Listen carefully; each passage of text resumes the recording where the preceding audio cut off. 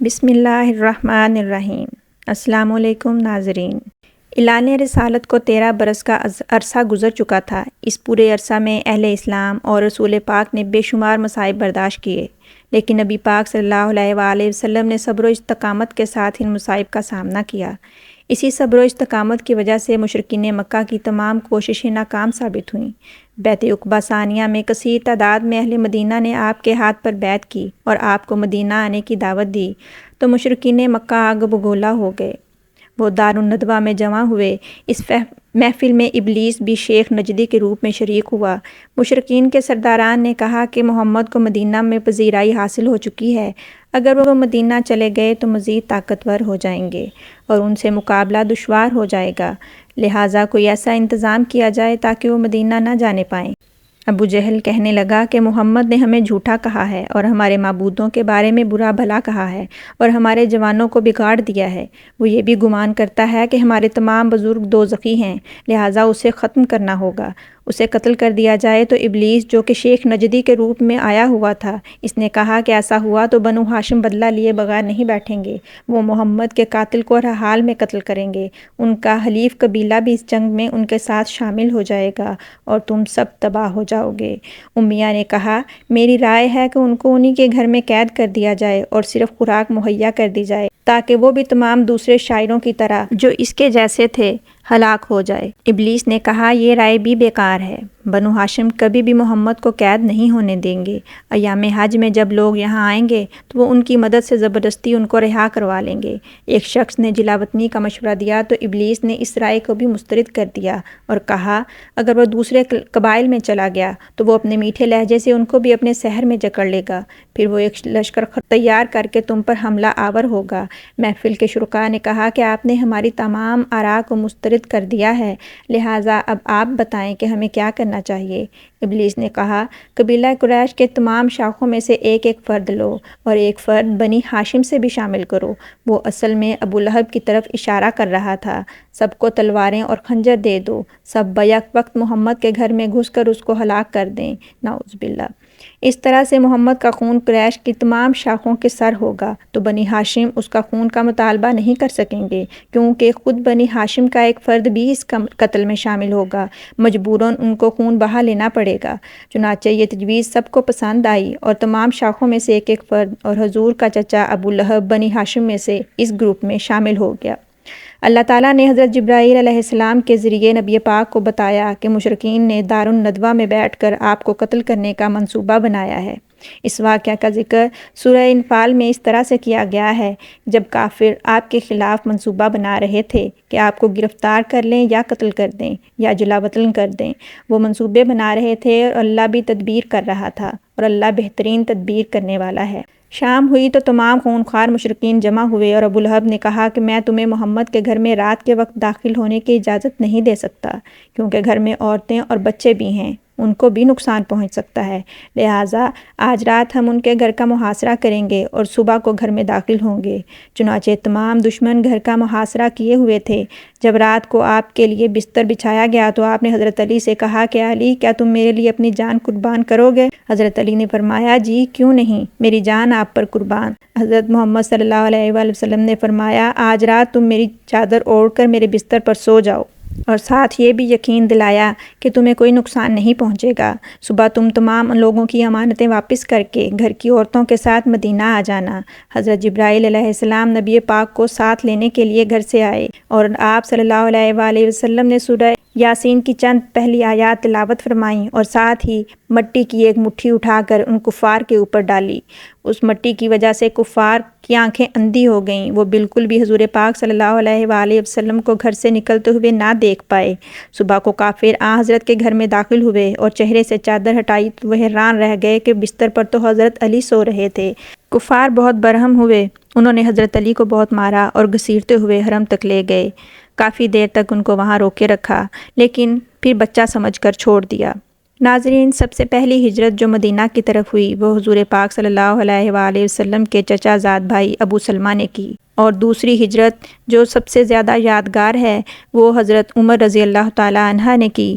انہوں نے کھلم کھلا اور اعلانیہ ہجرت کی۔ وہ پہلے مکہ گئے، وہاں کعبہ کا طواف کیا، 2 رکعت نفل ادا کیے اور کھلے عام اعلان کیا کہ اگر کوئی اپنے بچوں کو یتیم کرنا چاہتا ہے یا اپنی ماں کی کوکھ اجاڑنا چاہتا ہے یا اپنی بیوی کو بیوہ کرنا چاہتا ہے تو وہ آگے آئے اور مجھے روک کر دکھائے۔ اس طرح سے یہ سب سے انوکھی ہجرت تھی جو کھلم کھلا اعلان کر کے کی گئی۔ باقی تمام لوگ چپکے چپکے رات کے اندھیرے میں رخصت ہوتے تھے۔ حضرت محمد صلی اللہ علیہ وآلہ وسلم چپکے چپکے حضرت ابوبکر رضی اللہ تعالیٰ عنہ کے گھر جا پہنچے۔ اسی دوران آپ کو اللہ تعالیٰ کی طرف سے ہجرت کا حکم بھی موصول ہو چکا تھا۔ جب آپ نے ابوبکر کو اپنے ساتھ جانے کی اجازت دے دی تو خوشی سے ان کی آنکھیں تر ہو گئیں۔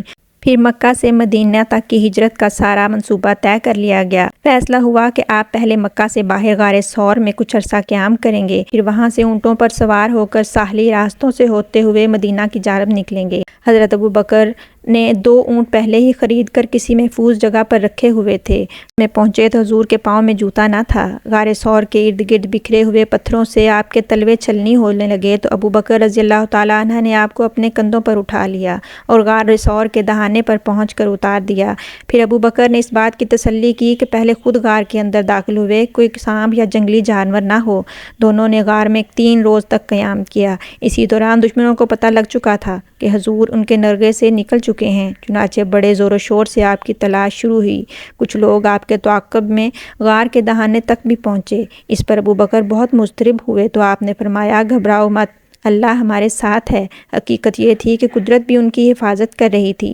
ایک مکڑے نے غار کے منہ پر جال بن دیا تھا۔ قریب جانے والے لوگوں کو ایسا ہی محسوس ہوتا تھا جیسے یہاں پہ بیابان جگہ پہ کوئی چھپ نہیں سکتا۔ ابو جہل بہت زیادہ غصے میں تھا۔ اس کے غیظ و غضب کی کوئی انتہا نہ رہی۔ اس نے آپ کی گرفتاری کے لیے 100 اونٹنیوں کے انعام کا فوراً اعلان کر دیا۔ بس پھر کیا تھا، انعام کے لالچ میں کئی تیز رفتار گھوڑوں پر ٹولیاں روانہ ہوئیں اور ہر سمت پھیل گئیں۔ ادھر ادھر ابو جہل چند اونٹوں کو لے کر سیدھا ابو بکر کے گھر جا پہنچا۔ حضرت اسماء سے ان کے والد کے بارے میں پوچھا۔ جب اسماء نے لاعلمی کا اظہار کیا تو بدبخت ابو جہل برہم ہوا اور اس گوار نے اسماء کے منہ پر بڑے زور سے تھپڑ مارا۔ بیچاری لڑکھڑا کر گر پڑی۔ 100 اونٹوں کے لالچ میں سراقہ کے منہ میں پانی آ گیا۔ اس نے بھی حضور پاک صلی اللہ علیہ وسلم کے تعاقب میں جانا چاہا۔ سراقہ کا تیز رفتار گھوڑا سرپٹ دوڑ رہا تھا۔ راستے میں گھوڑے کے پاؤں اچانک لڑکھڑانے کی وجہ سے وہ زمین پر آ رہا۔ اسے غیر معمولی بدشگونی تصور کرتے ہوئے اس نے پھر تیروں کی فال نکالی۔ اس مرتبہ بھی وہی تیر نکلا کہ اسے گزند مت پہنچاؤ۔ سراقہ انعام کے لالچ میں دیوانہ ہو چکا تھا۔ اس نے گھوڑا سرپٹ دوڑایا۔ ابھی تھوڑی دور ہی گیا تھا کہ گھوڑے نے پھر ٹھوکر کھائی اور زمین پر آ گرا۔ سراقہ نے پھر تیروں کی فال نکالی۔ نتیجہ پھر وہی نکلا، مگر سراقہ نے ہمت نہ ہاری اور پورے شد و مت سے تعاقب جاری رکھا۔ تھوڑے وقفہ کے بعد آخر اسے حضور کا ایک چھوٹا سا قافلہ نظر ہی آ گیا۔ اس کی باچھیں کھل گئیں۔ اسے یوں محسوس ہوا جیسے کھیل ختم ہو گیا، تو اس نے جلدی سے گھوڑا دوڑایا اور بالکل قریب جا پہنچا، مگر دفعتاً گھوڑے نے ٹھوکر کھائی اور اس دفعہ گھوڑا خود بھی زمین پر گر پڑا اور اس کی اگلی ٹانگیں مٹی کی موٹی تہہ کے اندر بری طرح سے دھس گئیں۔ سراقہ بہت خوفزدہ ہو گیا اور اسے اس بات کا یقین ہو کہ اس لشکر کی حفاظت کوئی غیبی طاقت کر رہی ہے۔ لہٰذا جب حضرت ابوبکر صدیق نے اس سے دریافت کیا کہ تم کون ہو اور تمہارا مقصد کیا ہے، تو سراقہ نے کہا، میرا نام سراقہ ہے، میں آپ کے تعاقب میں پیچھے آیا تھا، لیکن اب میں اس سے باز آتا ہوں۔ میں آپ کو یقین دلاتا ہوں اور قسم کھاتا ہوں کہ آپ میری گھوڑی کے لیے دعا کر دیجئے کہ وہ صحت یاب ہو جائے اور اس کی ٹانگیں مٹی سے باہر نکل آئیں، تو میں آپ کا تعاقب نہیں کروں گا۔ چنانچہ حضور پاک صلی اللہ علیہ وآلہ وسلم نے دعا کی اور گھوڑی کی ٹانگیں باہر نکل آئیں۔ سراقہ پھر بھی باز نہ آیا۔ وہ گھوڑی پر سوار ہوا اور پھر آپ کی طرف بڑھا تو حضور پاک صلی اللہ علیہ وآلہ وسلم نے دعا کی کہ اے اللہ پاک، ہمیں اس کے شر سے محفوظ رکھ۔ اتنا ہی کہنا تھا کہ گھوڑی پھر نیچے گری اور زمین کے اندر پیٹ تک دھنس گئی۔ تو سراقہ نے کہا، خدا کی قسم مجھے معاف کر دیجئے، میں آپ کو یقین دلاتا ہوں کہ اب میں آپ کا تعاقب نہیں کروں گا۔ آپ میری گھوڑی کے لیے دعا کر دیجئے۔ میں اب نہیں جانتا کہ میرے قبیلے کے باقی لوگ بھی آپ کے پیچھے آ رہے ہیں۔ اگر ایسا ہوا تو میں ان کو بھی منع کر دوں گا اور آپ کے تعاقب میں وہ آپ کے پیچھے نہیں آئیں گے۔ آپ نے سراقہ بن مالک سے یہ بھی کہا کہ اے سراقہ، وقت تمہارا کیا ہوگا جب تمہیں کسریٰ کے کنگن پہنائے جائیں گے؟ تو سراقہ بہت حیران ہوئے اور پوچھا کہ حضور پاک، یہ آپ نے کیا فرمایا؟ مجھے سراقہ کے کنگن پہنائے جائیں گے، لیکن کیوں؟ حضور پاک صلی اللہ علیہ وآلہ وسلم کی یہ پیشن گوئی اس وقت سچ ثابت ہوئی جب ایران میں جنگ ہوئی۔ حضرت عمر رضی اللہ تعالیٰ عنہ نے مال غنیمت میں سے کسریٰ کے وہ کنگن سراقہ بن مالک کو پہنائے۔ حضور پاک صلی اللہ علیہ وآلہ وسلم اپنا سفر جاری رکھے ہوئے تھے کہ انہیں سامنے ایک بڑی چٹان نظر آئی اور اس کا سایہ کافی دور تک پھیلا ہوا تھا، تو آپ نے وہاں پر پڑاؤ ڈالنے کا ارادہ کیا۔ حضرت ابوبکر صدیق رضی اللہ تعالیٰ عنہ نے پہلے وہاں سے جگہ صاف کی اور پھر اپنی آستین نیچے رکھ کے کہا کہ آپ اس پر آرام فرمائیں۔ ادھر مدینہ کے مسلمانوں کو آپ صلی اللہ علیہ وآلہ وسلم کی ہجرت کی خبر مل چکی تھی۔ وہ بہت بے چین ہو گئے تھے اور ان کے لیے انتظار کرنا مشکل ہو رہا تھا۔ وہ روزانہ صبح کو اپنے گھروں سے نکلتے اور حرا کے مقام پر آ جاتے۔ جب دوپہر ہوتی اور گرمی بڑھ جاتی تو مایوس ہو کر واپس لوٹ آتے۔ مزید اس طرح کی معلوماتی ویڈیوز دیکھنے کے لیے اس چینل کو سبسکرائب کیجیے۔ شکریہ۔